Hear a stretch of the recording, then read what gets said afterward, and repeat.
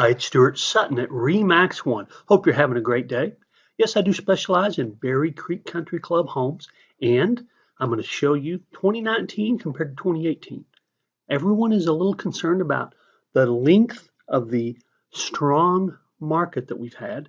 And yes, we started seeing some corrections last year, and we are seeing more. But let's jump into this and just kind of explain. Even though it looks like there's some negatives, they're not really as negative as they might seem. Berry Creek in the first 6 months of 2019 compared to 2018 had virtually the same number of home sales. There were 47 in 2019, which is a negative 2%, but last year at this time there were 48. So it's really not an issue, even though it shows to be negative. Berry Creek is very consistent over time as far as the number of home sales each year. So that hasn't really fallen off. Berry Creek in average sale price fell a little bit. The average price in Berry Creek for the first 6 months of 2019 was $430,000 and some change. And again, very small differential. This is a small pool of data. So the fact that, for example, there were more of the less expensive homes that sold in the first 6 months of this year compared to last year, and fewer of the expensive homes sold this year compared to last year. So you've seen a slight decrease in average price. However, people paid a little more per square foot on the average in Berry Creek than they did a year ago, which is a good sign. I'll repeat, and I've said this many times, I do not price homes by price per square foot, but it's kind of a measuring stick that you can kind of look at and see what's going on in a neighborhood. Berry Creek ranges in the first 6 months of this year, and this is very consistent.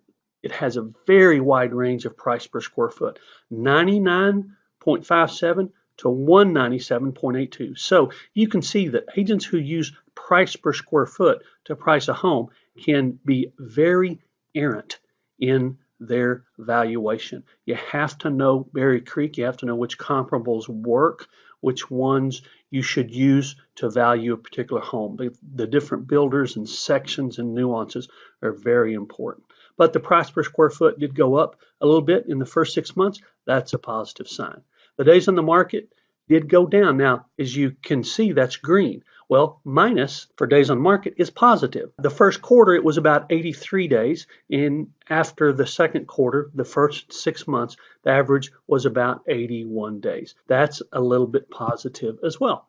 The list to sell ratio was minus 0.15%, meaning buyers didn't pay quite as close to asking as they did this time last year. However, that's a very small differential, and we're still over 98% in Berry Creek, which is quite good.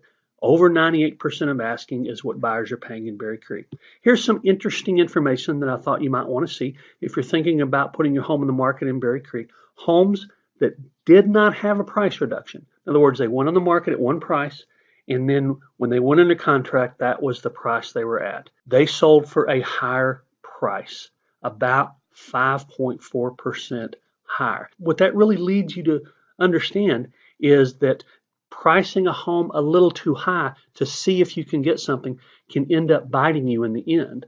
In other words, you might say, hey, we want to price our home higher because we think it's more and we might be able to, negotiate if we want to, but let's try this higher price.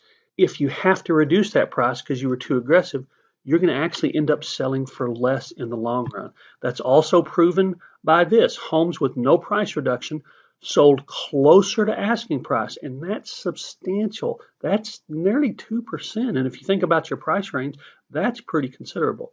And homes sold faster that had no price reduction. Now, that doesn't mean, hey, I'm going to put my house at this price, really aggressive price, and then we're not going to move it and we're not going to have a price reduction.